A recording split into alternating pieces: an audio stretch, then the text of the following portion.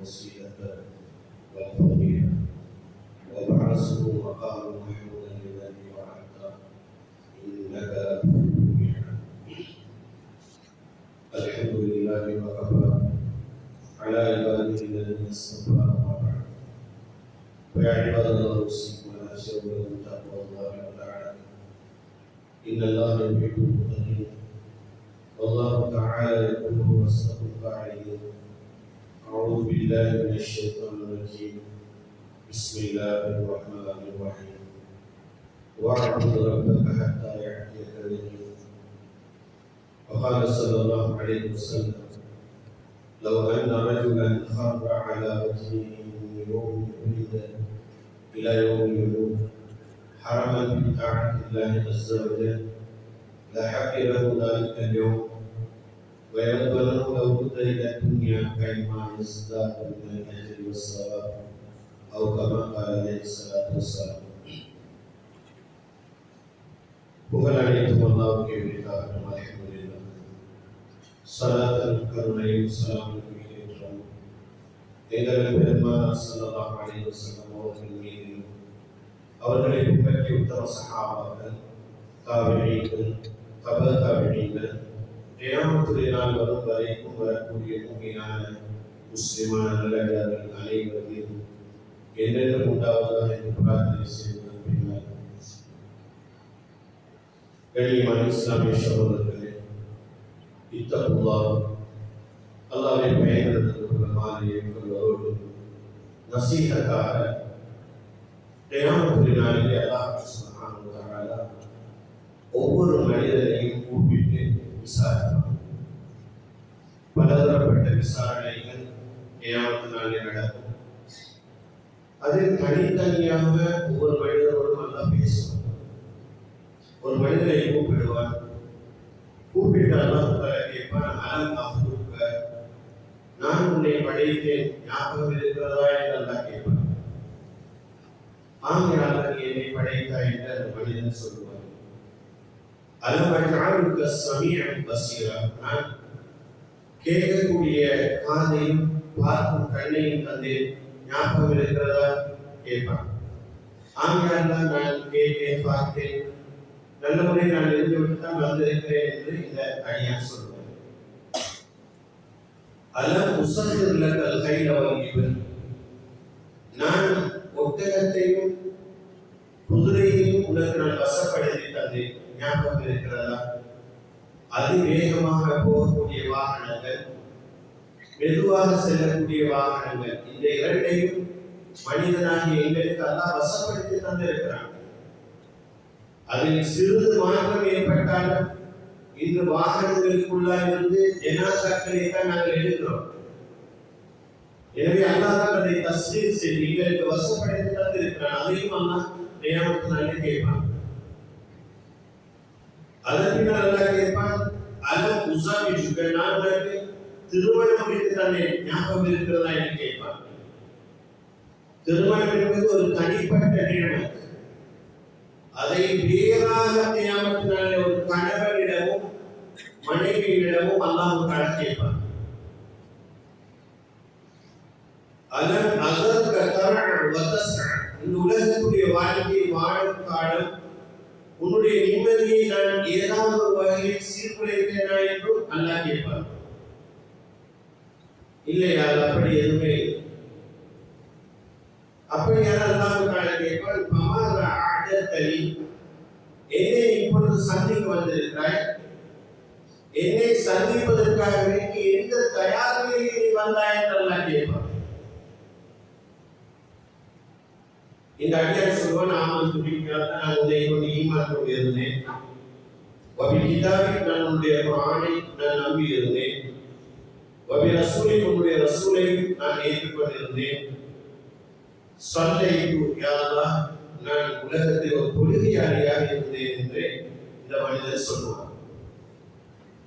வசூத்து, நான் நோவு பிடித்திருக்கிறேன் யா அல்லாஹ் என்பதாக சொல்லுவார்.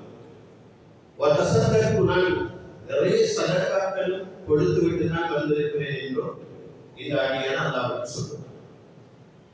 அப்பொழுது அல்லாஹ் தஆலா அந்த மனிதரை பார்த்து சொல்லுவான், உலகத்துடைய வாழ்க்கையை வாழ்ந்த காலம் ஒரு மோசமான ஒரு மனிதர் என்பதற்குரிய அத்தாட்சி எங்களிடம் இருக்கிறது. காட்டவா என்று அல்லாஹ் கேட்பான்.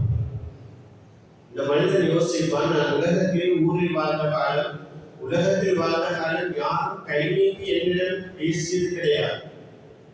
நான் தொழில் செய்த போதிலாக இருந்தாலும், படித்து பட்டங்கள் பெற்ற போதிலாக இருந்தாலும், நான் பெரும் ஒரு விவசாயியாக, நான் ஒரு வியாபாரியாக, தொழிலதிபராக, பள்ளியை வந்து தொழக்கூடிய ஒரு மனிதனாக இருந்த காலத்தில் கூட யாரும் எனக்கு கை நீட்டி பேசியது கிடையாது. யாருக்கும் நான் செய்த எதுவுமே தெரியாது. ஆனால் அல்லாஹ் இப்பொழுது கேட்கிறான், நீ ஒரு மோசமான மனிதர் என்பதற்குரிய ஆதாரம் என்னிடம் இருக்கிறது, காட்டவா என்று. நாலாவது பார்ப்பான், வலதை பார்ப்பான், இடதை பார்ப்பான், மேற்கு எல்லாம் பார்ப்பான். பார்த்தால் யாருமே வந்ததாக தெரிய மாட்டார். அல்லாஹ்விடம் சொல்லுவான், யா அல்லாஹ், சரி ஆதாரத்தை காட்டு. அப்பொழுதுதான் அல்லாஹ் தஆலா மனிதனுடைய நாம் இந்த உடல் இரண்டுக்கும் பூட்டை அல்லாஹ் போட்டுவிடுவான். போட்டுவிட்டு கண்ணியமான இஸ்லாமிய சகோதரர்களே, அல்லாஹ் தஆலா அந்த பூட்டை போட்டவுடன் இந்த மனிதன் ஆச்சரியப்படுவான். இப்பொழுது என்ன நடக்க போகிறது என்ற ஒரு பயம் அந்த மனிதனுக்கு இருக்கும். உடனடியாக அல்லாஹ் தஆலா அந்த மனிதன் யாராவது வந்து தன்னுடைய தான் மோசமானவன் என்பதை சொல்லுவான் என்று நினைத்துக் கொண்டிருந்த நேரம் பார்த்து அல்லாஹ் தஆலா, நாங்கள் இப்பொழுது நடந்து வந்தோம், இப்பொழுது அல்லாஹ்வுடைய கிருபையினால் அழகான முறையில் கதிரையிலும் நாங்கள் உட்கார்ந்து இருக்கிறோம், நான் நின்று கொண்டிருக்கிறேன். எங்களுடைய இந்த கால்கள் இருக்கிறது, இந்த கால்களில் எங்களுடைய துணைகளை கொஞ்சம் மனக்கண் முன்னால் எடுத்துக் கொள்ளுங்கள். இந்த துணையை பார்த்து அல்லாஹ் சொல்லுவான், இந்த அடியான் மோசமானவன் என்பதனுடைய காரண காரியங்களை ஆதாரத்தை சொல்லியிருப்பதாக துணையை பார்த்து அல்லாஹ் பேசி சொல்லுவான். கண்ணியமான இஸ்லாமிய சகோதரர்களே, எனது துணைதான், எங்களுடைய துணைதான், எங்களுடைய உறுப்பு தான். நாங்கள் உலகத்தில் பார்த்த 50-60 வருட காலம் நாங்கள் நடந்த கால் தான். ஆனால் நாங்கள் செய்த அனைத்தையும் ஆதாரப்பூர்வமாக இரவில் செய்ததை, பகலில் செய்ததை, காலை மாலை செய்ததை, ஊரில் வெளியில் உலக நாடுகளில் செய்த அனைத்தையும் இந்த துணை சொன்னார். அந்த மனிதன் தடமாறுவான், உறுப்புகளை பார்த்து கேட்பான், எப்படி நீ பேசுகிறாய்? அப்போது இந்த உறுப்பு சொல்லும், எங்களை வாயினால் பேச வைத்தாலும் எங்களுக்கு பேசுவதற்கு இப்போது அனுமதி தந்திருக்கிறான், நாங்கள் பேசிக் கொண்டிருக்கிறோம் என்று சொல்லும். எனவே கண்ணியமான இஸ்லாமிய சகோதரர்களே, வெறுமனே அல்லாஹ் எங்களை படைத்து வாழ்ந்து விட்டு வருவதற்காக வேண்டி மட்டும் அனுப்பியது கிடையாது. எங்களுடைய ஒவ்வொன்றையும் அல்லாஹ் பதிவு செய்து வைத்திருக்கிறார்.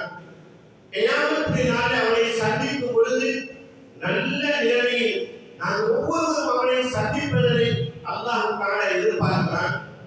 வல்லாஹு யதுஉ இலா தாரிஸ் ஸலாம், அல்லாஹ் தஆலா சுவர்க்கத்துக்கு எங்களை அழைத்துக் கொண்டு இருக்கிறான். அந்த சுவர்க்கத்துக்குள்ளுக்கு தான் என்னுடைய அடியார்கள் எல்லோரும் வந்து சேர வேண்டும் என்பதை அல்லாஹ் எதிர்பார்க்கிறான். எனவே உலகத்தில் வாழும் காலம் நாம் அவனை பயந்து வாழ்வதோடு அவனுடைய கட்டளைகளை எதிர்த்து நடக்கப்படியும் அவனுக்கு முன்னால் ஒரு நாள் நான் நிறுத்தப்பட்டு என்னுடைய உடல் உறுப்புகள் கூட எனக்கு எதிராக நிற்குமே என்ற அந்த பயத்தையும் என்னுடைய வாழ்க்கையை எடுத்துக்கொண்டு அவனுடைய கட்டளைகளை எடுத்து நடப்பதோடு அவனுடைய விடயங்களை தவிர்த்து நடத்தப்படுவார் முதலில் எனக்கும் அப்பா உங்களுக்கும் வசியத்தும் செய்து கொடுக்கிறேன். கண்ணியமான இஸ்லாமிய சகோதரர்களே, உலகத்திலே நாம் பலதரப்பட்ட அமைப்பில் என்னுடைய வாழ்வாதாரங்களை அடைவதற்காக முயற்சி செய்து குடும்பங்களோடு, பிள்ளை குட்டிகளோடு, வீடுகளோடு, தொழில்களோடு நாம் வாழ்ந்து கொண்டிருப்பதோடு நல்லவர்களையும் நாங்கள் செய்து வாழ்வோம். ஒரு பெரும் போராட்டத்தில் தான் உலகத்தில் வாழ்க்கையை நாங்கள் ஒவ்வொருவரும் பார்க்கிறோம். பலதரப்பட்ட பிரச்சனை, பலதரப்பட்ட வழியிலே எங்களுக்கு இருக்கிறது. எப்படி இருந்தாலும் இந்த உலகத்துடைய வாழ்க்கை எல்லோருக்கும் பொதுவாக தரப்பட்டிருக்கிறது. ஆனால் எல்லோருக்கும் வாழ்வும் பொதுவானதாக இருந்தாலும் ஒவ்வொருடைய முடிவும் நல்லதாக அமைத்துக் கொள்ளும் பொறுப்பு அது எங்களிடத்தில் தான் அல்லாஹ் தந்திருக்கிறார்.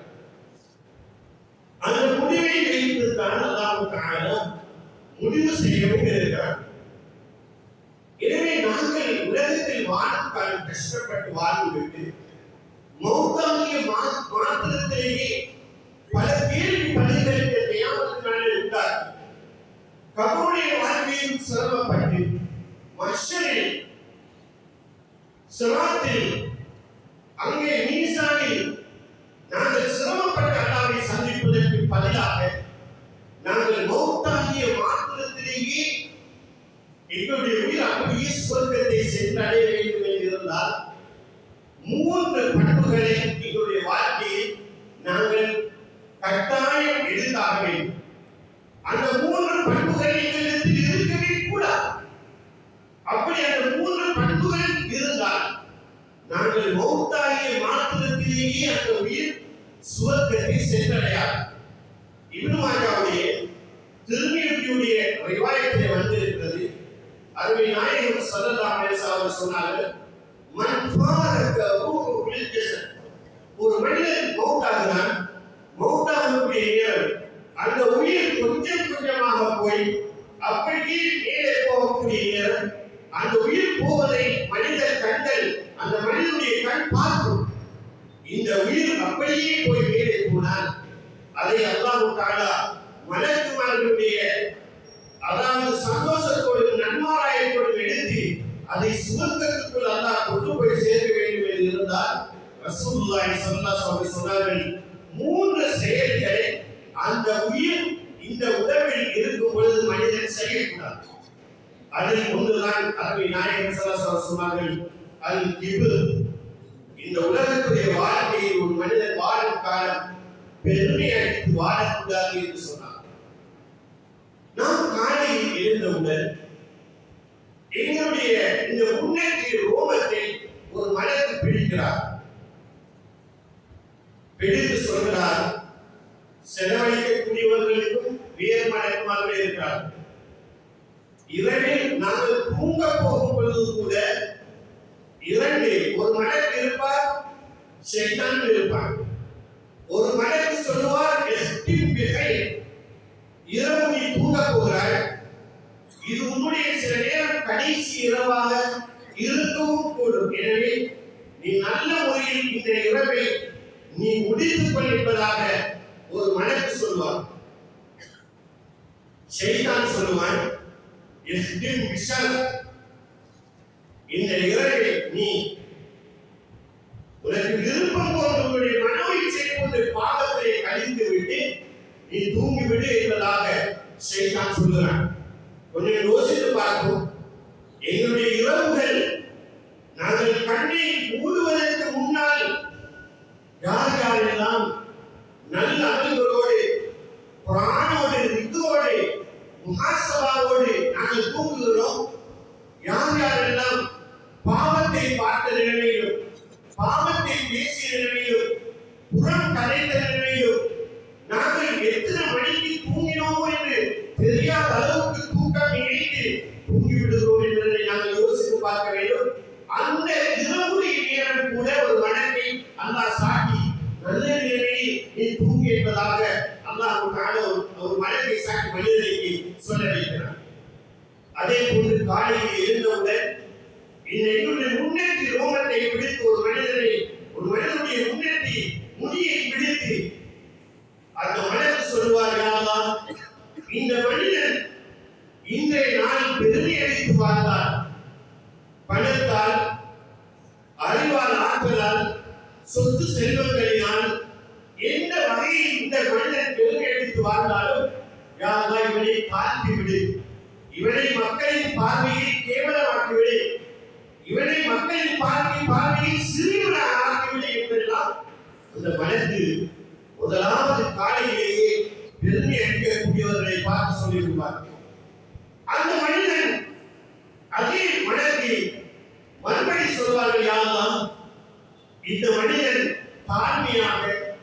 தாழ்மையான குணத்தோடு பெருமை இல்லாமல் பணிவாக அவனுடைய நாளை கழித்தால், யா அல்லாஹ், இவனை நீ கண்ணியப்படுத்துவாயாக, மக்களுடைய பார்வையில் சிறந்தவனாக நீ ஆக்குவாயாக, இவனை நல்ல முறையில் இவனை பெருமிதமாக வாழ வைப்பாயாக என்று ஒரு மனக்குரிய 2 துவாக்கள் காலையிலேயே இந்த பெருமை சார்ந்த நிலையை வளர்க்கிறது.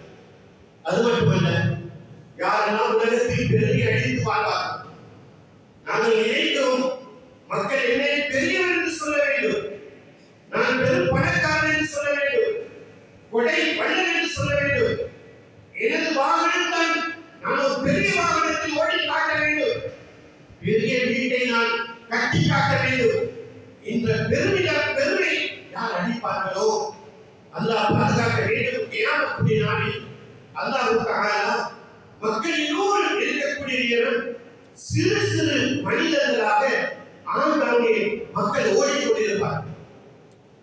எல்லோரும் கேட்பார்கள், யார்கள் சின்ன ஆட்கள் கொண்டு ஓடிக்கொண்டிருக்கிறார்களே இந்த மக்சபையானத்தில் சொல்லுவார்களா, இவர்கள் தான் பூமியிலே அவர்கள் பெருமை அடித்து வாழ்ந்தவர்கள், அவர்களை அல்லாஹ் கியாமத் நாளிலும் மக்கள் கோடிக்கு முன்னால் சிறு மனிதர்களாக அல்லாஹ் சுத்த வைப்பான். அது மட்டுமல்ல, ஹதீஸிலே வருகிறது, யாருடைய உள்ளத்தில் கடுகளவில் பெருமை இருக்குமோ, பெருமை என்பதை மனத்தை சுமந்த மனிதனாகி நாம் அடிக்கக்கூடிய ஒன்று அல்ல, பெருமை என்பதை தூக்கம் வரக்கூடிய மனிதனாகி நாம் அடிக்கக்கூடிய ஒன்று அல்ல, பெருமை என்பதை நோயும் ஆரோக்கியமும் மாறி மாறி வரக்கூடிய நாம் அடிக்கக்கூடிய ஒன்று அல்ல, பெருமை என்பதை ஏழ்மையும் செல்வமும் மாறி மாறி வரக்கூடிய நாம் அடிக்கக்கூடிய ஒன்று அல்ல, இதை அனைத்தையும் தரக்கூடிய ரப்புதான் பெருமைக்குரியவர். எனவே யாரெல்லாம் பெருமை அடித்து வாழ்வார்களோ அவர்கள் சக்கராத்துடைய நாளில் பெருமை அடித்த நிலையில் அந்த உயிர் மேலே போகும் என்றால் அது சுவர்க்கம் போக முடியாது. அது மட்டுமல்ல, பெருமை அடித்தவர்களை அல்லாஹ் நரகத்தை போடுவார் என்பதாக அன்னை நாயகம் ஸல்லல்லாஹு அலைஹி வஸல்லம் சொன்னார்கள். இது முதலாவது. இரண்டாவதாக அன்னை நாயகம் சொன்னார்கள், வல் குலூர். குலூர் என்று சொன்னால், கண்ணியமான இஸ்லாமிய சகோதரர்களே, பொது சொத்துக்களை மோசடி செய்வது. இது விரிவாக முஸ்லிமான நாங்கள், முஃமினான நாங்கள் தெரிந்து வைக்க வேண்டியது. அந்நியவர்கள் அல்ல, அவர்களுக்கு நன்மை தீமை அனைத்துமே உலகத்தில் தான் சொல்கிறோம். எங்களுக்கு அப்படி அல்ல. அவர்களில் எத்தனையோ பேர்கள் பொது இடங்களில் நடந்து கொள்ளக்கூடிய டீசென்டான டிசிப்ளினான நிலைமையை எங்களுக்கு தெரியும். ஆனால் பொது சொத்துக்களுடைய விடயத்தை ஒன்றாக ஒட்டுமொத்தத்தை சொல்வதாக இருந்தால், ஹைபருடைய யுத்தம் நடந்தது. அங்கே கனிமத் பொருட்கள் எல்லாம் ஒன்று சேர்க்கப்பட்டுக் கொண்டிருக்கிறது. அங்கே யுத்தமும் முடிந்து கொண்டிருக்கிறது. ரசூலுல்லாஹ்வுடைய உம்மத்துடைய ஒரு பாக்கியம் தான், ரசூலுல்லாஹ் சொன்னார்கள், ஏனே நபிமாருடைய உம்மத்துக்கு கனிமத் பொருட்களை எடுப்பது ஹராம். யுத்தம் முடிந்தால் சேர்ந்த கனிமத் பொருட்களை யுத்த களத்தின் நடுவில் வைப்பார்கள். மழையை பொழிய வைக்கும் அல்லாஹ் நெருப்பு மழையை அதற்கு பொழிய வைத்தார்கள். அப்படி சாம்பலாக ஆக்கி விடுவார். ரசூலுல்லாஹ்வுடைய உம்மத்துக்கு அப்படி இல்லை, அதை ஹலாலாக அல்லாஹ் ஆக்கியிருக்கிறான். வஉஹில்லத் லியல் கனாமி ஹதீஸில் வரும். எனவே இந்த கனிமத் பொருட்கள் இருந்த இடத்திற்கு ஒரு சஹாபி போனார். அதுவரையும் கனிமத் பொருட்கள் பங்கிடப்படவில்லை. யுத்த காலத்தில் சேகரமான அந்த பொருட்களை ஒன்று திரட்டிக் கொண்டிருக்கிறார்கள். போன இந்த சஹாபி உள்ளே போனார். போன மாத்திரத்திலே ஒரு வேஷ்டி, நீங்க சாணம் போன்ற ஒரு வேஷ்டி இருந்தது. அதை தான் தன்னுடைய கையினால் எடுத்தார். எடுத்து தான் உடுத்துக் கொண்டார். உடுத்துக் கொண்டு மறுகணம் யுத்த காலத்தை சுற்றி வர வந்தார். வந்த மாத்திரத்திலே அவரை கொல்லப்பட்டு ஷஹீதாக்கப்பட்டார். எல்லா சஹாபாக்களும் அவர் காலையிலிருந்து யுத்த காலத்தில் செய்த தியாகங்களை சொல்லிக் கொண்டு அந்த ஜனாசாவை பார்த்துக் கொண்டிருந்தார். அங்கே ரசூலுல்லாஹி ஸல்லல்லாஹு அலைஹி வஸல்லம் வந்தார்கள். வந்து ரசூலுல்லாஹி அந்த ஜனாசாவை பார்த்தார்கள். பார்த்துவிட்டு கொஞ்ச நேரம் இருந்தார்கள். அந்த ஜனாசாவை பார்த்தார்கள், அந்த வேஷ்டியை பார்த்தார்கள். ரசூலுல்லாஹ் பார்த்துவிட்டு சொன்ன வார்த்தை என்ன தெரியுமா? வஹுவ பின்னார், இந்த சஹாபி நரகம் போகிறார் என்று சொன்னார்கள். உடனடியாக சஹாபாக்களுக்கு ஆச்சரியம். என்ன நடந்தது? பார்த்தால் பொது சொத்துக்களுக்கு சொந்தமான பொது உடைமையில் கையை வைத்து எடுத்து உடுத்தி அந்த லுங்கி சாணத்தோடு அவர் வஃபாத்தாகிய நிலையில் அவருடைய ரூஹ் பிரிந்திருக்கிறது. எனவே அவர் சொர்க்கமில்லை நரகவாதி என்பதாக அருமை நாயகம் ஸல்லல்லாஹு அலைஹி வஸல்லம் சொன்னார்கள். என்றால் எங்களுடைய பள்ளி வாயில் வக்ஃப் செய்யப்பட்ட இடம் இது. இங்கே ஒருவருக்கு விட்டு தண்ணீரை திறந்தும் மூடியும் இல்லாமல் மூடியும் மூடாமல் நாம் வந்துவிட்ட நிலையில் தண்ணீர் சொத்துக்கள் அங்கே செலவழிக்கப்பட்டிருந்தால் அந்த பொது உடைமைக்கும் இந்த கைமனுடைய பொது உடைமைக்கும் சிந்தித்து பாருங்கள். நிர்வாகிகள் மட்டுமல்ல, சந்தாதாரிகளான நாம் கூட பள்ளியினுடைய சொத்துடைய பொது சொத்துடைய பொறுப்புதாரிகள் தான். நாங்கள் பொது சொத்தில் யாரும் விளையாடிவிடக் கூடாது. விளையாடப்பட்டால் நாங்கள் வஃபாத்தாகும் நேரம் அந்த உயிர் அப்படியே மேலே போக மாட்டோம். குறிப்பாக நிர்வாகத்தில் தான் மசூராக்கள் செய்யப்பட்டு பொருளாளரிடமோ செயலாளரிடமோ இல்லாமல் யாரிடமாவது அந்த தலைவருடைய அமீருடைய பொறுப்பின் பேரில் கொடுக்கப்பட்டாலே ஒழிய எந்த பொருளையும் நாம் வெளியில் கொண்டு போக அனுமதி கிடையாது. அப்படி கொண்டு போன நிலையில் உதாரணமாக 1 லட்சம் பணம் பள்ளி வாயில் நன்கொடையில் தரப்பட்டது. யாரிடம்? பொருளாளரிடம். உதாரணமாக அந்த பொருளாளர் அதற்கு பட்டு சீட்டு எழுதுவதற்கு முன்னால் வீட்டுக்கு போனார் என்று வைத்துக் கொள்வோம். ஆனால் போனவர் அங்கே வஃபாத்தாகிவிட்டார். வீட்டுடையவர்கள் தன்னுடைய தந்தையின் இடமிருந்துதான் அந்த 1 லட்சத்தை அவர்கள் பார்த்திருக்கிறார்கள். நன்கொடையா எது என்று தெரியாது. தந்தையினுடைய கையில் இருந்த சனிதான் அது என்பதாக அவர்கள் எடுப்பார்கள். ஆனால் உண்மையானல்ல, நன்கொடையாக கொடுக்கப்பட்ட 1 லட்சம் தான் அது. அதுவும் பொது உடைமை. அது எப்படி வராசத்துக்கு சேரும்? அது எப்படி பிள்ளைகளுக்கு சேரும்? அது எப்படி மனைவியுடைய பங்கிலே போய்விடும்? கண்ணியமானவர்களே, நாம் எல்லாம் பேரை குறிப்பிட்டு இந்த நாளில் தான், இந்த நேரம் தான், இந்த நிமிடம் தான் வஃபாத்தாகும் என்பது யாருக்கும் தெரியாது. எனவே பொது உடைமைகளில் கவனமாக இருக்கும். பள்ளியுடைய வாடகை பொருட்களாக இருக்கலாம், பள்ளியுடைய சந்தா பணமாக இருந்தாலும் கூட அந்தந்த மாதத்தில் நிர்ணயிக்கப்பட்ட மாதிரி நாம் கொடுத்து பட்டு சீட்டை எடுத்துக் கொள்ள வேண்டும். அதற்கும் ஒரு கடனாளியாக நாங்கள் மௌத்தாகிவிடக் கூடாது. கண்ணியமானவர், பல வருட சந்தாக்கள் பாக்கிகள் சில ஊர்களில் இஸ்லாமிய சமூகத்தில் இருக்கிறது. இல்லை என்று மறுக்க முடியாது, சொல்ல முடியாது. ஆனால் லைட் பில்லில் அப்படி இருக்குமா? டெலிபோன் பில்லில் அப்படி இருக்குமா? தண்ணீர் பில்லில் அப்படி இருக்குமா? நாங்கள் வைப்போமா? வெற்றி விடுவார்கள். எனவே பொது உடைமைகளில் கவனமாக இருக்க வேண்டும். அது மட்டுமல்ல, பொது உடைமையின் இன்னும் ஒன்றை நான் சொல்றேன். எங்களுடைய இந்த நாட்சியாளரின் மெயின் பாதை இருக்கிறது பொது பாதை என்று நினைக்கிறேன். உண்மையும் அது அப்படித்தான் இருக்கும். இந்த பொது பாதையில் ஒரு பணப்பை இருக்கிறது. இந்த பணப்பையை நாங்கள் ஜூமா தொழுதுவிட்டு போகக்கூடிய நேரம் கண்டோம். இந்த பணப்பைக்கு நாங்கள் என்ன செய்ய வேண்டும்? இஸ்லாம் அந்த பொது பாதையில் இருக்கக்கூடிய அந்த பணப்பைக்கு லுப்தா என்று ஒரு பெயரை இருப்பது என்ற ஒரு பெயரை இஸ்லாம் வைத்திருக்கிறது. அதை எடுக்கக்கூடிய ஒவ்வொருவரும் தெரிந்திருக்க வேண்டிய முறையை கிதாபுகளில் பதிவு செய்யப்பட்டிருக்கிறது. அதை எடுக்கக்கூடியவர் தெரிந்திருக்க வேண்டிய அறிவு என்ன தெரியுமா? இந்த பையை எடுத்தவர் உடனடியாக அந்த உரிமையாளரிடம் கொடுக்கும் பொறுப்புதாரியாக வாணியாக மாறிவிடுவார். எடுத்தவர் பார்த்து அதில் அடையாளங்கள் முகவரிகள் இருந்தால் அதை அவரிடம் ஒப்படைப்பார். அடையாளம் இல்லை, முகவரி இல்லை, 1 லட்சம்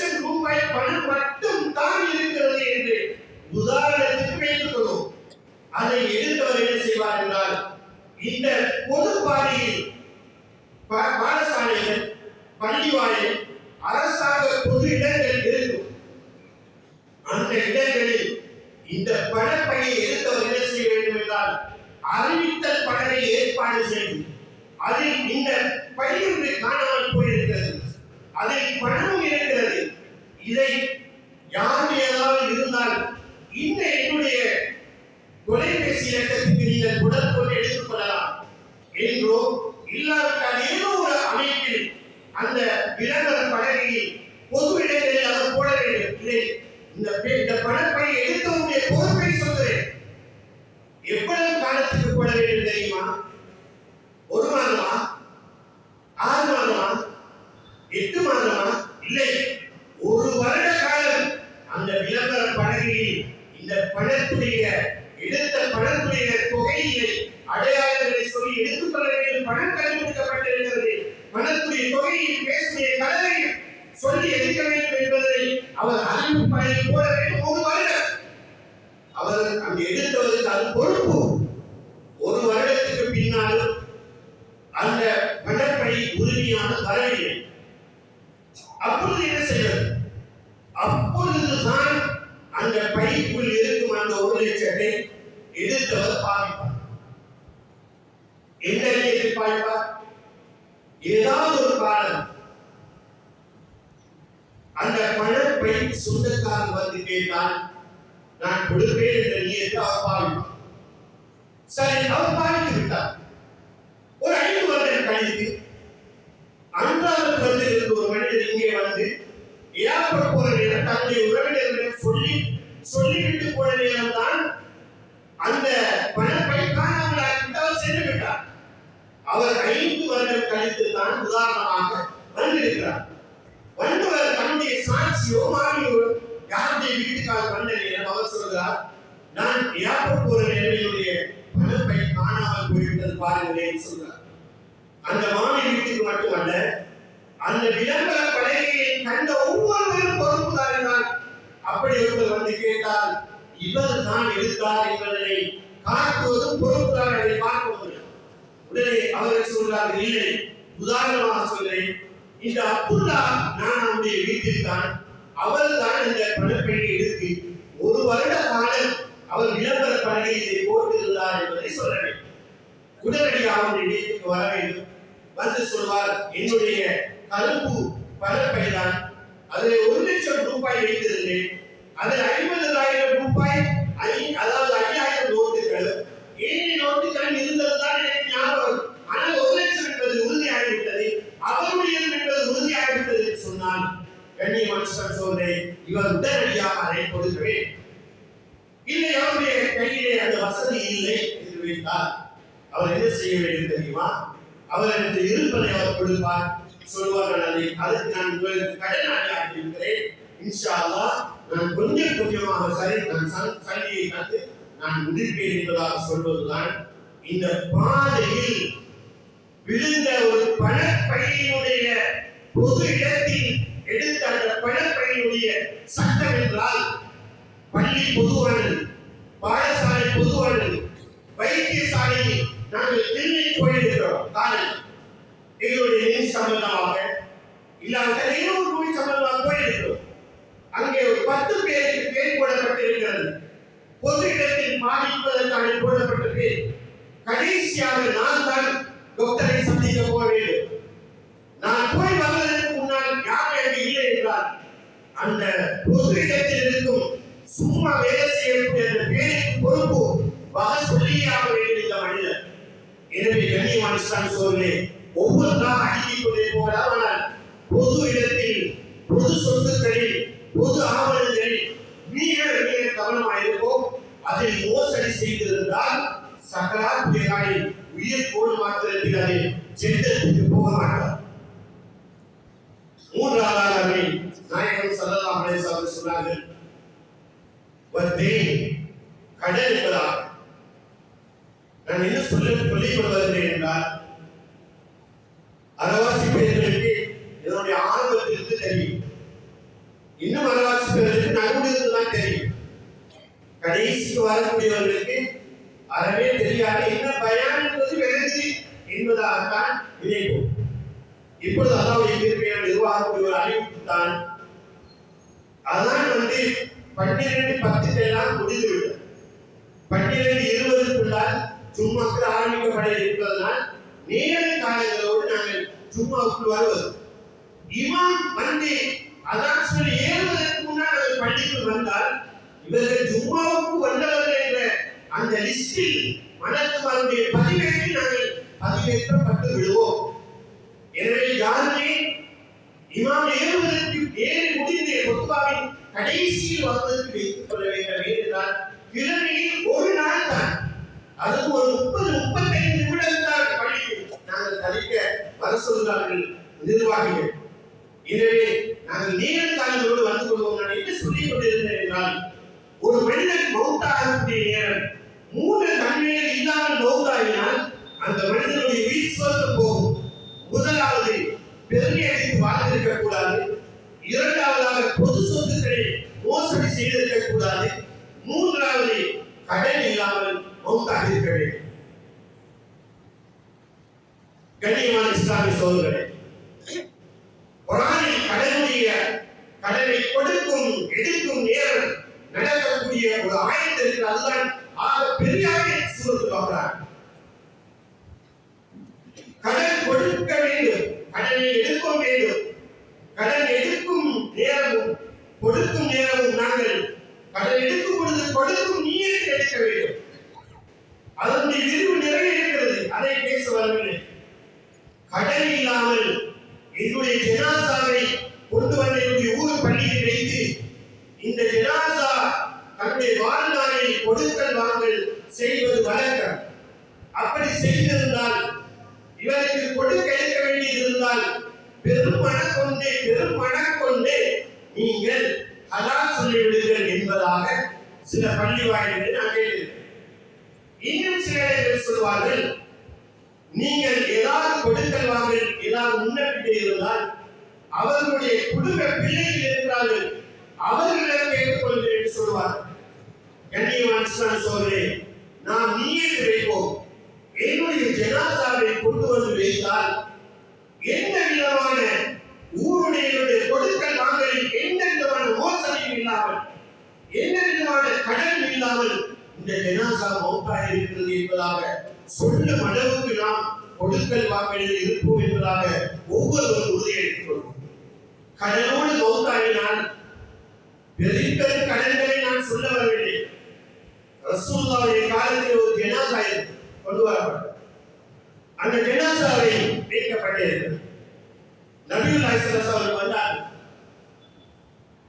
இந்த ஜனாசாவுக்கு கடன் இருக்கிறதா என்று கேட்டார். யா ரசூலல்லாஹ், இந்த ஜனாசாவுக்கு 2 திர்ஹம் கடன் இருக்கிறது, இல்லாவிட்டால் 2 தீனார் கடன் இருக்கிறது. அப்பொழுது ரசூலுல்லாஹி ஸல்லல்லாஹு அலைஹி வஸல்லம் பின்வாங்கினார். அபூ கதாதா என்று சொல்லக்கூடிய ஒரு சஹாபி முன்வந்து சொன்னார், யா ரசூலல்லாஹ், அந்த கடனை நான் கொடுக்கிறேன். உடனே ரசூலுல்லாஹ் முன்வந்தார்கள், தொழுவித்தார். காலை நேரம் ஜனாசா நடக்கிறது. மாலையில் அந்த சஹாபியை சந்தித்த ரசூலுல்லாஹ் கேட்டார்கள், என்ன நீங்கள் அந்த கடனை கொடுத்து இருக்கிறீர்களா? 2 கோடி அல்ல, 2 லட்சம் அல்ல, 2000 ரூபாய் அல்ல, 2 திர்ஹம். யா ரசூலுல்லாஹ், காலையில் தானே ஜனாசா அடங்கியது, நான் கொடுக்கிறேன் என்று சொன்னார். மறுநாள் காலையில் ரசூலுல்லாஹ் கேட்டார்கள், இந்த சஹாபி போய் அந்த 2 தீனார் திர்ஹத்தை கொடுத்துவிட்டு வந்து விட்டார்கள். வந்து சொன்னார், யா ரசூலுல்லாஹ், அந்த 2 தீனாரை நான் கொடுத்து விட்டேன். ரசூலுல்லாஹ் என்ன சொல்லியிருப்பார்? கொஞ்சம் யோசித்து பார்ப்போம். நாங்கள் மறந்த கடன், எழுதி வைத்த கடன், எழுதியது மறந்த கடன், கொடுக்க வேண்டிய செக்குகள், சல்லி, இன்று மொபைல் போன்களில் நாங்கள் அந்த நிறுவனங்களோடு எழுதியிருக்கக்கூடிய கடன்கள். கண்ணியமான இஸ்லாமிய சகோதரர்களே, இது ஒரு நல்ல பண்பல்ல. ரசூலுல்லாஹி ஸல்லல்லாஹு அலைஹி வஸல்லம் சஹாபியை பார்த்து சொன்னார்கள், 2 திர்ஹத்தை கொடுத்தீர்களா? கொடுத்துவிட்டேன் யா ரசூலுல்லாஹ். நேற்று அடக்கிய அந்த ஜனாசா நரக சூட்டிலே இருந்து இன்று காலையில் நீங்கள் அந்த 2 திர்ஹத்தை கொடுத்த மாத்திரத்தில் தான் குளிரூட்டப்பட்டிருக்கிறது என்பதாக சொன்னார். எங்களுக்கு முன்னால் எங்களுடைய எத்தனை ஜனாசாக்களை தூக்கி கொண்டு போய் அடக்கியிருக்கோம். நாங்கள் ஜனாசாவாக போகிறோம். இது விளையாட்டல்ல. உலமாக்கள் முஸ்லிமாக்கள் நிறைய பேர் இந்த மசாயிகளை சொல்லிக் கொண்டேதான் இருக்கிறார்கள். கேட்பதும் வெளியே போய் நல்லா இருந்துச்சு அவ்வளவுதான். அதோடு அது மறந்தது. கண்ணியமான சொல்றேன், பணத்தோடு தான் பணத்தை குர்ஆனில் ஹைர் என்பதாக அல்லாஹ் சொல்லி இருக்கிறான். இதை கியாமத்திலே கேள்வியாக கேட்க இருக்கிறான். எப்படி நீ சம்பாதித்தாய், எப்படி செலவழித்தாய், எங்கே செலவழித்தாய்? கண்ணியமானவர்களே, அதற்கு நாங்கள் பதில் சொல்ல வேண்டும். எனவே கடன் இல்லாமல் மௌத்தாக வேண்டும். எனவே நாம் மௌத்தாகக்கூடிய நேரம் நாங்கள் பெருமை அடிக்காமல் வாழ்வோம். பொது சொத்துக்களில் எந்த விதமான பொது சொத்துக்கள் என்றால் வாலிப சங்கம், ஜனாசா சங்கம், நலன்புரி சங்கம், பெண்கள் மேம்பாட்டு சங்கம், அதாவது மதரசாக்களுடைய நலன்புரி சங்கம், பல சங்கங்கள் ஒவ்வொரு ஊர்களிலும் இருக்கிறது. வரவேற்கத்தக்கதுதான். சங்கத்தில் இருக்கும் ஒவ்வொரு உறுப்பினர்கள் நினைத்துக் கொள்ளுங்கள், அது பொதுவானது. அதில் நான் ஒரு சதம் கூட என்னுடைய பணத்தை நான் கலக்காமல் நான் வாழ வேண்டும் என்று நினைத்துக் கொள்ளுங்கள். மூன்றாவது, கடனை இல்லாமல் யார் மௌத்தாகிறார்களோ அந்த உயிரை அல்லாஹ் தஆலா ஜன்னத்திலே சேர்த்து விடுவான். அல்லாஹ் அந்த பாக்கியத்தை அனைவருக்கும் தருவார். யார் என்னுடைய பாவங்களை மன்னித்து தருவாயா, குற்றக்குறைகளை மன்னித்து தருவாயா. நீ தந்த உயிர், நீ தந்த உடலோடு வாழ்ந்து கொண்டிருக்கிறோம். யார் எங்களுடைய இந்த வாழ்க்கையை கழித்து போகக்கூடிய ஒவ்வொரு நிமிடத்திலும் செய்த ஒவ்வொன்றையும் கியாமத்தினாலே நீ கேட்பாயா. கேட்கலையோ, இந்த ஆதாரம் இல்லாவிட்டால் எங்களுடைய உதவியை எங்களுக்கு எதிராக கியாமத்தினாலே நிற்க போகிறது. ரஹ்மானே, எங்கள் அனைவரையும் காப்பாற்றி அருள்வாயா. மௌத்துக்கு முன்னால் அல்லாஹ் நாங்கள் பெருமையில்லாமல் வாழ்க்கை பேசுவார். பொது சொத்துக்களை மிக கவனமாக எடுத்து பேசுவார். யா அல்லாஹ், கடலில் நாங்கள் வாழ பேசுவார். நிறைய கடலுடையவர்கள் இருக்கிறோம். யா அல்லாஹ், எங்களால் சுமக்க முடியாது, கொடுக்கும் நீயத்திற்காக எடுக்க பாரமாக இருக்கிறது. நாயனே, யாரை நிறைவேற்றி தர பேசுவார். மௌத்துக்கு முன்னால் கடலில் நாங்கள் மௌத்தாக பேசுவார். உலகத்தில் தான் பணக்காசு இருக்கிறதே. அல்லாஹ், மௌத்துக்கு பின்னால் கபனில் வெறும் கையும் வெறும் காலும் வெறும் உடம்போடு தான் கொண்டு போய் அங்கே தீனாதிருகம், அங்கே பணம் காசு எதுவும் கியாமத்தினாலே கிடையாது. அங்கே எங்களுடைய பணம் காசுக்கு பதிலாக நாங்கள் செய்த நன்மைகள் தான் கொடுக்கப்பட்டு நாங்கள் வெறும் கைகளாக ஆக்கப்பட்டு விடுவோம். நாயனே, எங்களை மன்னித்தருவாயாக. ஆமீன்.